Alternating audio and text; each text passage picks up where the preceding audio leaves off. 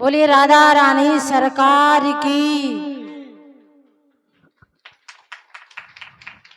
सभी को मेरा प्यार भरा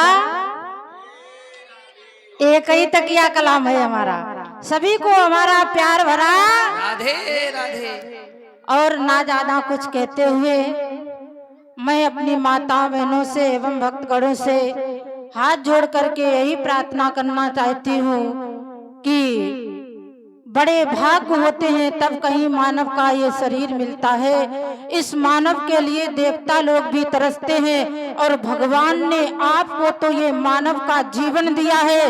तो जो महीना में प्रथम मंगलवार को सत्संग होता है और आप लोगों की कृपा से साल में एक कथा भी होने लगी है, तो इस कथा में इस सत्संग में आते रहो और इसी तरह से अनवर्त गंगा की धारा बहती रहे तो महान कृपा होगी।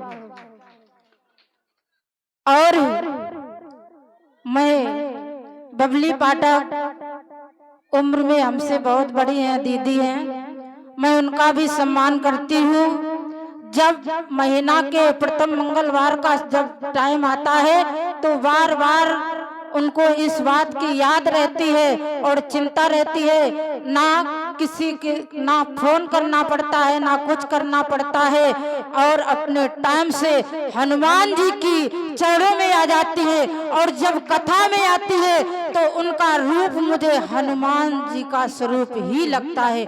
ऐसा हमने शास्त्री जी से कई बार कहा और कई बार हमारी आपस में चर्चाएं होती है। तो सभी माताओं बहनों से यही कहना चाहती हूँ, जो ये गंगा की धारा बहती है ये अनवर्त बहती रहे और यहाँ नहीं बहेगी तो धीरे धीरे पटना में बहने वाली है। बोले वृंदावन बिहारी लाल की।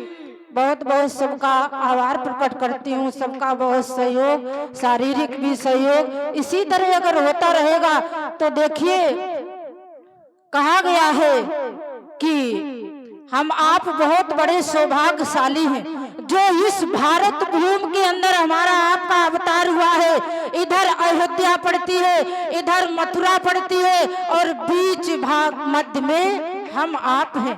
तो हम आप बहुत बड़े सौभाग्यशाली हैं। बोलिए एक बार भारत माता की, भारत माता की, सत्य सनातन धर्म की, सत्य सनातन धर्म की, राधा रानी की, राधा रानी की और आए हुए सभी भक्तों की। अब मैं अपनी वाणी को यहीं पर विराम देती हूँ क्योंकि व्यास मंच की एक मर्यादा होती है।